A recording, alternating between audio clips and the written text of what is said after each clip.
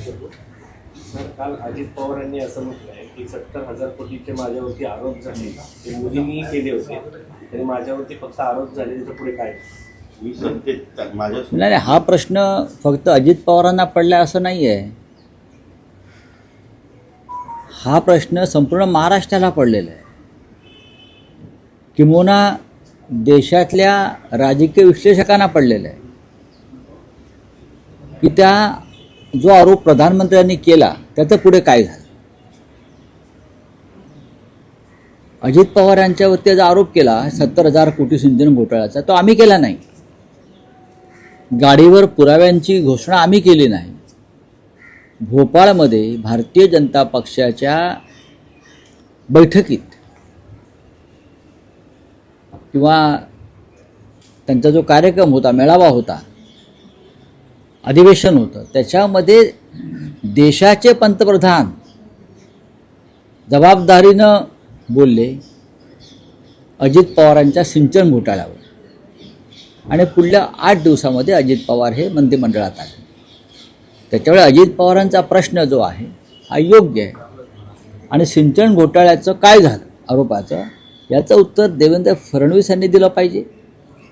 आणि देशाच्या प्रधानमंत्र्यांनी दिलं पाहिजे. श्वेतपत्रिकेत भ्रष्टाचाराच्या, काँग्रेसनं केलेल्या भ्रष्टाचाराच्या श्वेतपत्रिकेत आदर्श घोटाळ्याचा उल्लेख होता. म्हणजे देशातला सगळ्यात मोठा संरक्षण खात्यातला घोटाळा असा त्यांचा संदर्भ होता. आणि ज्यांच्यावरती आरोप त्यांनी केला ते अशोक चव्हाण पुढल्या 72 तासामध्ये भारतीय जनता पक्षात वाजत गाजत आले. त्याच्यामुळे अशोक चव्हाणांना सुद्धा प्रश्न विचारण्याचा अधिकार आहे की आदर्श घोटाळ्याचं जे प्रधानमंत्र्यांनी किंवा सरकारनं जी श्वेतपत्रिका काढली त्याचं काय झालं. असे अनेक प्रश्न आहेत. असे अनेक प्रश्न विचारता येतील भारतीय जनता पक्षाला. भारतीय जनता पक्षाचा चेहरा वेगळा, मुखवटा वेगळा आहे. हे मुखवट्यावर चाललेलं सरकार आहे. अनेक भ्रष्टाचार, मोठे मोठे भ्रष्टाचार हे भारतीय जनता पक्षाने आपल्या पक्षात घेतलेले आहे. भारतीय जनता पक्ष ही वॉशिंग मशीन आहे आणि अमित शहा वॉशिंग पावडर आहे. बरं का, अमित शहा ही वॉशिंग पावडर आहे. वॉशिंग मशीनमध्ये घालायचं आणि अमित शहाची वॉशिंग पावडरात टाकायचे का सगळं स्वच्छ होतं. अजित पवारही तसेच झालेले आहेत. अशोक चव्हाण तसेच झालेले आहेत. असंख्य असे लोक आहेत महाराष्ट्रात आणि देशामध्ये. राऊसाहेब, महापालिका निवडणुकांमध्ये महायुती चिंचवडमध्ये बोलताना असं म्हटलंय की भाजपला सत्तेचा माज आलाय ना, असं कोण म्हणताय? अजित पवार आणि स्थानिकांकडे किती प्रॉपर्टी आहे हे सगळं मला माहिती आहे असं स्वतः अजित पवार बोलतायत. अजित पवारांचा काहीतरी वेगळा मार्ग दिसतोय, वेगळ्या मार्गाने जाण्याचा त्यांचा इरादा दिसतो यातून स्पष्ट. भारतीय जनता पक्ष खातो आहे आणि त्यांना खाणं सोयीचं व्हावं म्हणून इतर पक्षातल्या खाणाऱ्यांना त्याने आपल्या पक्षात घेतलं आहे. इतर पक्षातल्या खाणाऱ्यांना. जर भारतीय जनता पक्ष खात असेल, लूट करत असेल, भ्रष्ट मार्गाने प्रॉपर्ट्या करत असेल आणि अजित पवार त्या पक्षात उपमुख्यमंत्री आहेत त्या सरकारमध्ये आणि ते अशा प्रकारचं विधान करता आहेत, याचा अर्थ जनतेने काय घ्यायचा? एकतर तुमच्या भ्रष्टाचाराचे आरोप भाजपने केलेले आहेत आणि आता तुम्ही भाजपवरती भ्रष्टाचाराचे आरोप करता. मग सरकारमध्ये राहताय कशाला? कशा करता राहताय सरकारमध्ये? या शरद पवारांबरोबर परत.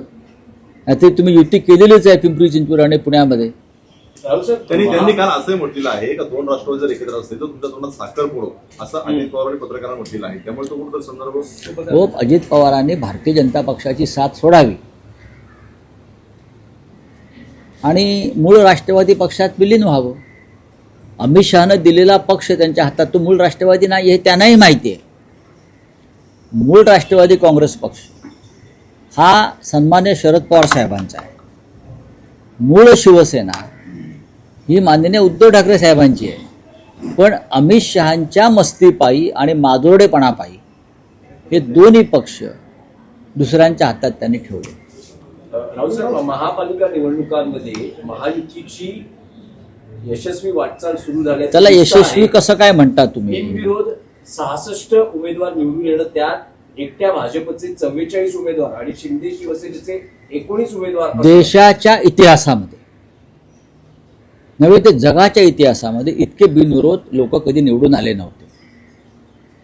हे तुम्हालाही माहिती आहे, पत्रकारांना माहिती आहे, राजकीय विश्लेषकांना माहिती आहे आणि लोकांनाही माहिती आहे. 60, 65 लोक बिनविरोध निवडून येतात. कोणत्या आधारावर, काय म्हणून असं यांचं कर्तृत्व की यांना बिनविरोध लोकांनी निवडून द्यावं? लोकांनी या देशातल्या मोठ्या मोठ्या नेत्यांना बिनविरोध निवडून दिलेलं नाही, हे लक्षात घ्या. अटल बिहारी वाजपेयी बिनविरोध निवडून आले नाहीत, बॅरिस्टर नाथ पै कधी बिनविरोध निवडून आले नाहीत, वसंतदादा पाटील बिनविरोध निवडून आले नाहीत, राम मनोहर लोहिया बिनविरोध निवडून आले नाहीत, नरेंद्र मोदी बिनविरोध निवडून आले नाहीत. आणि या महाराष्ट्रामध्ये हा जो नवीन ट्रेंड सुरू झाला बिनविरोध निवडून आणण्याचा, साम दाम दंडभेद, जबरदस्तीनं समोरच्या उमेदवारांना माघार घ्यायला लावायची, त्यासाठी निवडणूक यंत्रणा वापरायची, नाहीतर समोरच्या उमेदवारांवरती पैशाचा पाऊस पाडायचा. 5 कोटी 10 कोटी रुपये दिले ज्या बिनविरोध होण्यासाठी आणि उमेदवारांना माघार घेण्यासाठी. कल्याणमधले महाराष्ट्र नवनिर्माण सेनेचे शहर प्रमुख मनोज घरत यांना दिलेला आकडा जो आहे हा डोळ्याची बुबळं बाहेर पाडणार आहे.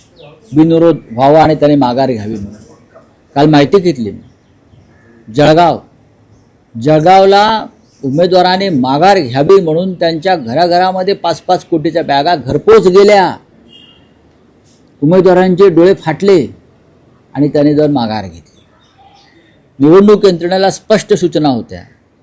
3 वाजेपर्यंत माघारीची वेळ होती, पण त्यानंतर सुद्धा माघारीसाठी कोणी अर्ज घेऊन आले तर ते स्वीकारा आणि 3 वाजल्याच्या आधीची वेळ टाका. या स्पष्ट सूचना निवडणूक निर्णय अधिकाऱ्यांना काल मुख्यमंत्री आणि उपमुख्यमंत्री कार्यालयातून देण्यात आलेल्या आहेत. काल त्या संदर्भात मी ट्विट सुद्धा केलं. मला माहिती आहे काही अधिकाऱ्यांनी मला फोन करून सांगितलं, हे ज्याला तुम्ही आरो म्हणता, निवडणूक अधिकारी म्हणता, त्यांचे फोन कॉल जे रेकॉर्ड्स आहेत ते चेक करा. मी कालही म्हणालो, या सगळ्यांचे phone call, phone record check करा. त्यांना कोणाचे फोन गेल्या 24 तासात आले, कोणत्या पालकमंत्र्याचे, कोणत्या मंत्र्याचे, कोणत्या कार्यालयातून, हे त्याची चौकशी झाली तर या बिनविरोध माघारीचं रहस्य तुम्हाला कळेल. प्रचंड पैसे, हे असा पैशाचा खेळ या लोकशाहीमध्ये कधीच झाला नव्हता. महाराष्ट्र पूर्ण बदनाम झाला, महाराष्ट्राची प्रतिष्ठा धुळीस मिळालेली आहे. 60 लोक बिनविरोध निवडून येतात.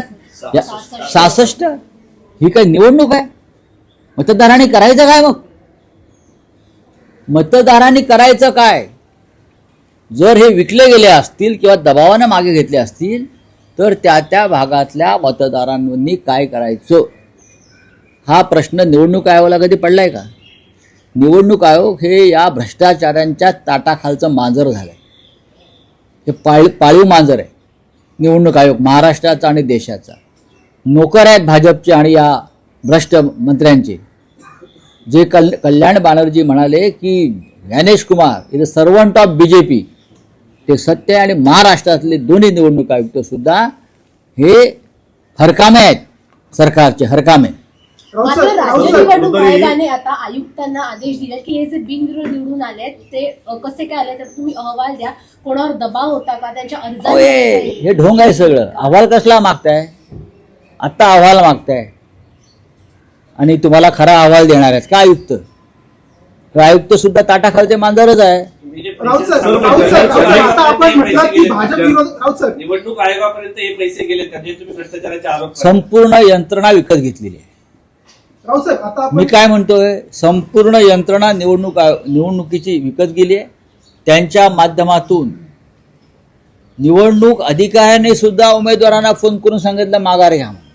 सर, पण ज्या ठिकाणी बिनविरोध झालेले आहे त्या ठिकाणी महाविकास आघाडीचे बऱ्यापैकी उमेदवार होते, कुठेतरी त्यांच्यावरती दबाव असल्याच्या काही तुमच्याकडे दबाव आहे आणि पैशाचा वापर आहे. मी म्हटलं किंवा नेत्यांना कुठेतरी कमी पडले का आपल्या उमेदवाराला सांभाळण्यामध्ये? राऊत साहेब, एक विषय असा आहे की अर्ज मागे घेण्याची मुदत संपलेली आहे. सगळ्याच राजकीय पक्षांमध्ये बंडखोर आहे. तर ठाकरे बंधूंच्या युतीमध्ये त्या पक्षात जे अजूनही बंडखोर आपल्या उमेदवारीवर ठाम आहेत त्यांच्यावर काही कारवाई होणार आहे? बघा, ज्यांनी पक्षादेश डावलून उमेदवारी ठेवलेली आहे त्यांच्यावरती कारवाई केली जाईल. माझ्या माहितीप्रमाणे आमच्याकडे जी पद्धत आहे की त्यांना पक्षातून दूर केलं जातं सगळ्यात जास्त जी आणि पक्षातून त्यांची हकलपट्टी केली जाईल उद्धव साहेबांच्या आदेशाने. सगळ्यात जास्त जी बंडखोरी झाली आहे ती स्वतः आदित्य ठाकरे यांच्या वरळी विधानसभेत झाली आहे. प्रत्येक एक वॉर्ड असेल, 96 असेल, 196, 97 मध्ये अपक्ष असतील, त्यांनी उमेदवारी केली आहे. काय सांगेल या संदर्भात? तर आदित्य ठाकरेंना कुठेतरी बंड शमवण्यात नाही, आम्ही यश आलं नाहीये. प्रयत्न आम्ही केले, अजूनही प्रयत्न चालू राहतील शेवटपर्यंत. आणि कार्यकर्त्यांना समजवण्याचा काल दिवसभर प्रयत्न झालेला आहे. ठीक आहे, बघू. आता आपण एक मत व्यक्त केलं की दोन्ही पवारांच्या पक्षांनी विलिनीकरण झालं पाहिजे. तर त्या मी असं मत अनुषंगाने- नाही व्यक्त केलं. तुम्ही मला प्रश्न विचारला. त्या अजित अनुषंगाने पवार देखील एक प्रश्न अजित माझा पवार की भारतीय जनता पक्षाच्या विरोधात जी भूमिका घेत आहेत, त्यांच्या भ्रष्टाचाराविरुद्ध भूमिका घेत आहेत आणि त्यानंतर अजित पवार आणि शरद पवार हे एकत्र निवडणूक लढत आहेत. त्यांचा मार्ग बदललेला दिसतो, हे माझं म्हणणं आहे. हा जर मार्ग बदललेला असेल तर त्यांनी भारतीय जनता पक्षाची साथ सोडावी. तर त्याच अनुषंगाने साहेब, माझा प्रश्न असा आहे, पूर्ण माझा प्रश्न करू द्या. मला प्रश्न असा आहे की दोन्ही पवारांच्या पक्षांनी एकत्र यायला पाहिजे. तर त्याच अनुषंगाने भाजप विरोधासाठी दोन्ही ठाकरेंच्या पक्षांनी पण विलिनीकरण झालं पाहिजे. अजित पवार आणि शरद पवार यांचा विषय वेगळा आहे. अजित पवारांचा पक्ष अमित शहांचा पक्ष आहे. त्यांनी पक्षामध्ये फूट पाडून ते वेगळे झाले सत्तेसाठी. आपण पत्रकार आहात, आपण मला प्रश्न विचारलेला आहे. सन्माननीय राज ठाकरे यांनी स्वतःचा पक्ष स्थापन केला आणि ते राजकारणात आले. त्यांनी पक्ष पळवला नाही किंवा चोरला नाही, हे आपण समजून घ्या. मुंबई महापालिका निवडणुकीतली सगळ्यात मोठी मुलाखत ठाकरेंची संयुक्त आणि पहिली मुलाखत तुम्ही घेत आहात.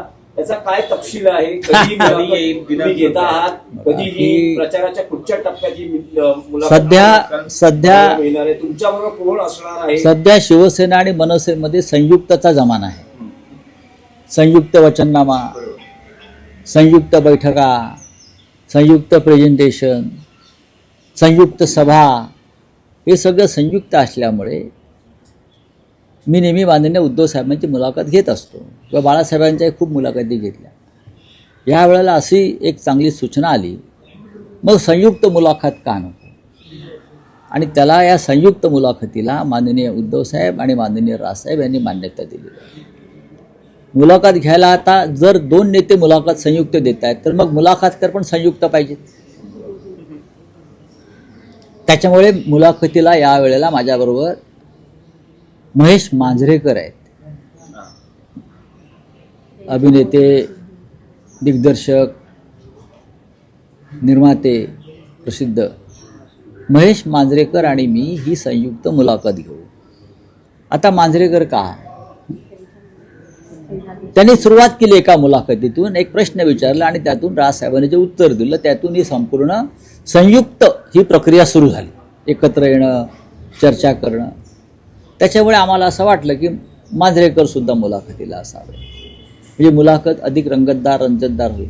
पण ही मुलाखत तुम्ही कधी घेता आहात आणि ही कधी टेलिकास्ट होणार? म्हणजे कधी ही मुलाखत 6 तारखेला आम्ही घेतो आहोत. त्यानंतर ताबडतोब ती प्रदर्शित करण्याचा आमचा मानस आहे. सर, आज स्वतः महायुतीचा जो मोठा मेळावा आदित्य ठाकरे यांच्या मतदारसंघात होतोय, स्वतः मुख्यमंत्री असतील, शिंदे असतील, अजित पवार, अनेक जे मोठे नेते ते आज प्रचाराचा शुभारंभ स्वतः वरीमधून करतायत. मराठी बहुल आहे तुमचा मतदारसंघ, म्हणजे असं आहे की जर मुख्यमंत्री एखाद्या मतदारसंघात आले तर तिकडे त्यांचे उमेदवार निवडणूक लढतायत ना त्यांचे उमेदवार. मग ते आले तर त्याच्यामध्ये आक्षेप घ्यायचं कारण काय? राज्याचे मुख्यमंत्री आहेत, भाजपचे नेते आहेत, निवडणुकीचे सूत्रधार आहेत. कालच त्यांचं विधान ऐकलं की आम्ही या वेळेला वेगळ्या पद्धतीनं महानगरपालिका निवडणुका लढतो. वेगळ्या पद्धतीनं म्हणजे काय? भरपूर आतापर्यंत जेवढे पैसे टाकले नाहीत तेवढे पैसे टाकणार की उमेदवारांवरती धाक धपटशा दहशत निर्माण करून निवडणुका जिंकणार? वेगळ्या पद्धतीनं ते निवडणुका लढणार आहेत. आम्ही पण लक्ष ठेवून आहोत ही वेगळी पद्धत काय आहे.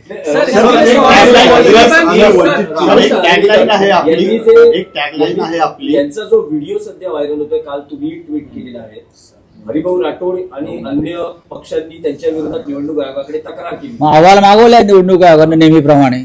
अहवाल मागवलाय ना. असा प्रकारचा अहवाल हा 8 तासात जायला पाहिजे. 8 तासात गेलाय का अहवाल? नाही. हे राज्य गुंडांचं, झुंडांचं आणि पुंडांचं आहे. तसं नसतं तर भरत गोगावले नावाचे जे मंत्री आहेत त्यांचा मुलगा अद्याप फरार नसता. अटेम्प्ट टू मर्डर, हत्येचा प्रयत्न करण्याच्या आरोपाखाली पोलीस त्याला शोधतायत.